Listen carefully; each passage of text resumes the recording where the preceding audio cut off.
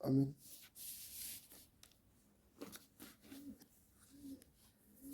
Puis le psaume chapitre 22, verset 9, où il est écrit: Recommande ton sort à l'Éternel.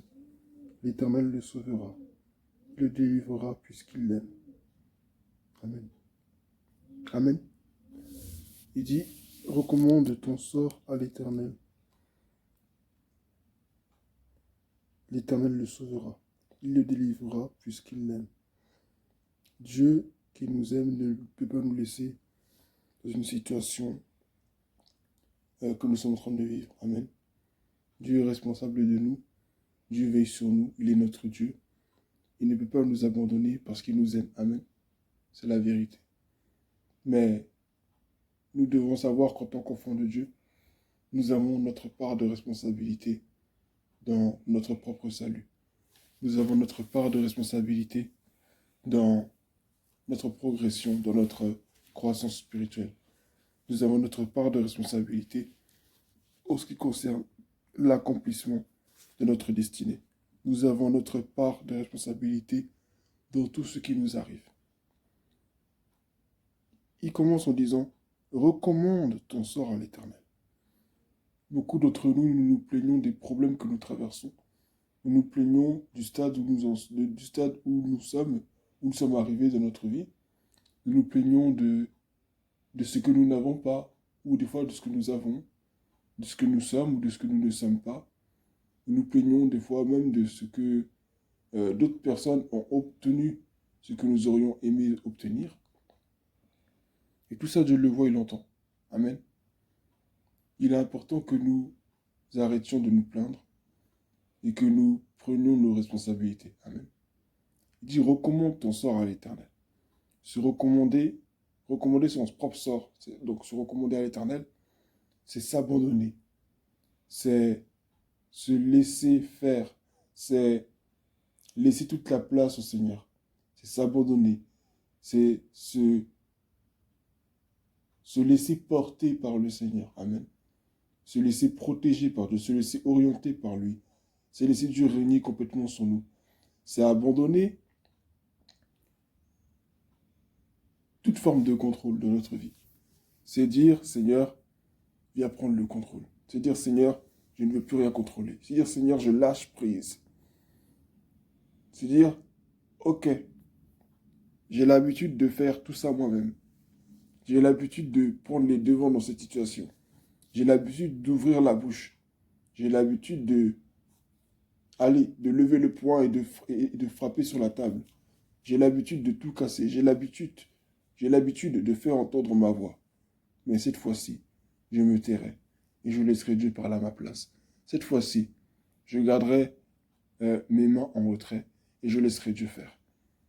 Je ne parle pas des situations où où on a quelque chose à faire et on prétend que c'est Dieu qui fera à notre place. Non.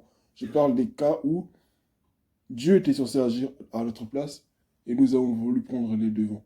Quelqu'un t'a fait du mal, tu t'es vengé. Tu as voulu faire aussi une bonne action, mais en réalité, Dieu ne t'avait pas envoyé à cet endroit-là. Tu n'as pas consulté l'Éternel. Tu as voulu faire les choses à ta manière et les choses sont mal finies. Donc il est important. Notre responsabilité en tant qu'enfant de Dieu, c'est de mettre notre foi en Dieu. Amen. Dieu nous aime, c'est vrai. Il ne va pas nous laisser tomber. Dieu nous aime, il ne va pas permettre ceci, il ne va pas permettre cela, parce que Dieu nous aime, etc. etc. Mais ce n'est pas parce que Dieu nous aime qu'il n'y aura pas de conséquences si nous ne prenons pas notre responsabilité. Dieu nous aime, il a des responsabilités vis-à-vis de nous. Mais l'amour de Dieu ne nous plonge pas dans un déni. Amen. L'amour de Dieu ne nous plonge pas dans le déni. Il ne nous pousse pas à être dans le déni. Il ne nous invite pas à être dans le déni, à être dans l'irresponsabilité et à faire les choses ou à ne pas faire les choses. Parce que là, ici, les responsabilités se jouent dans deux domaines. Amen. Celle de faire à la place de Dieu, alors que nous devons laisser Dieu faire. Notre responsabilité, c'est de laisser des fois aussi Dieu faire. Et la responsabilité se jouerait aussi au deuxième niveau qui est du fait de ne pas faire alors que Dieu voudrait que l'on fasse. Amen. Il faudrait qu'en tant qu'enfant de Dieu, nous connaissions notre place. Nous aimons dire, là où la main de l'homme s'arrête, c'est là que la main de Dieu commence à agir. Mais est-ce que nous avons vraiment compris cela? Est-ce que nous avons vraiment compris de manière concrète, dans notre vie quotidienne, là où notre main, là où nos actions doivent s'arrêter, et là où la main de Dieu doit commencer à agir? Notre responsabilité est de mettre notre foi dans le Seigneur en toutes circonstances. Je vais emboîter les pas, Seigneur, sois avec moi. Et est-ce que Dieu t'a dit, est-ce que Dieu t'a dit que là, tu dois aller ici? Est-ce que Dieu t'a autorisé à aller là-bas? Tu es ambitieux, tu as de grands projets, c'est très bien, gloire à Dieu. Il faut, que tu sois chrétien ou non, c'est important d'être ambitieux, d'avoir de grands projets, d'avoir une grande vision, c'est très bien. C'est très très bien, gloire à Dieu. Mais est-ce que Dieu t'envoie? Est-ce que Dieu t'a convaincu qu'il était dans ce projet? Tu sais, des fois, on peut avoir beaucoup de projets, beaucoup d'idées, et Dieu peut ne pas être dedans. La Bible dit qu'il y a beaucoup de projets dans le cœur de l'homme, dans le livre des Proverbes. Mais de tous, c'est celui de l'Éternel qui s'accomplit. Donc, il est important de consulter Dieu. Il est important que Dieu soit dans tout ce que l'on fait. Il dit, recommande ton sort à l'Éternel. Se recommander, s'abandonner, se lâcher prise, laisser Dieu diriger. C'est là notre responsabilité. Laisser Dieu faire. Et ne pas juste se cacher sous le voile de l'amour, l'amour de Dieu, non, Dieu même. Dieu est bon, Dieu est un Dieu de grâce. Donc il ne peut pas me laisser tomber. Mais avant de dire qu'il ne peut pas me laisser tomber, est-ce que tu lui as recommandé ton sort? Avant de dire il ne peut pas me laisser tomber, il ne peut pas m'abandonner, est-ce que tu l'as laissé prendre la place qu'il devait prendre dans ta vie? Et c'est là le problème. Il faut des fois se retourner, regarder en arrière et se poser les bonnes questions. Si la situation que je vis actuellement se passe comme elle se passe, est-ce que j'ai vraiment laissé la place au Seigneur? Si tu as laissé la place au Seigneur, si Dieu t'a vraiment convaincu que c'était ce que tu devais faire et que c'est là que tu devais aller, et qu'au final tu vois qu'il se passe des choses que tu n'avais pas prévues, rends gloire à Dieu et continue d'avancer parce que Dieu est avec toi, c'est une phase, tu apprends, tu grandis, puis voilà, tu apprendras ce que Dieu veut que tu apprennes, et puis tu auras à la fin ce que Dieu a prévu pour toi. Mais si ce n'est pas Dieu qui t'a envoyé là-bas, si ce n'est pas Dieu qui est à la base de ces choses, sache que le malheur que tu vis, ce n'est que la conséquence de la désobéissance, ou toutefois la conséquence de ton manque de considération vis-à-vis du Seigneur. Amen. Lorsque Jésus a donné son esprit vit en nous. Donc, nous cohabitons avec lui chaque jour. Amen. Nous vivons ensemble chaque jour avec un être vivant qui vit à l'intérieur de nous. Et si nous ne le respectons pas, si nous ne l'honorons pas, si nous ne tenons pas compte de lui, si nous ne faisons pas cas de lui, il va avoir des conséquences.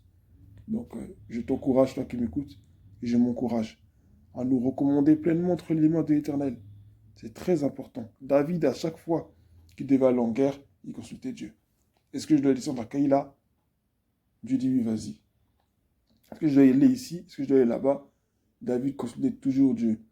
Vas-tu livrer les ennemis de tel ou de tel entre nos mains? Le Seigneur dit oui. Gérard, je ne me souviens pas vraiment avoir entendu. Je ne me souviens pas vraiment avoir lu dans la Bible à un moment où Dieu disait, je ne veux pas que tu y ailles. Je ne me souviens pas. Mais ce qui est sûr et certain, Dieu a toujours été avec David après qu'il l'ait consulté. Amen. Amen. Donc il est important que nous consultions le Seigneur si nous voulons aller loin de nos vies. Et si nous voulons aller loin de nos vies. Il ne suffit pas que cette personne soit chrétienne. Parce que souvent on se dit, bah tiens, comme c'est un frère en Christ, ça y est, qui t'a dit ça? C'est pas parce que la personne elle est chrétienne que forcément Dieu veut que tu travailles avec elle.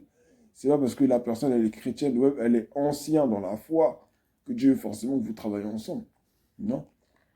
Dieu peut se servir d'un nouveau converti, comme il peut se servir d'un ancien, comme il peut se servir même d'un inconverti s'il en a envie. Dieu fait ce qu'il veut.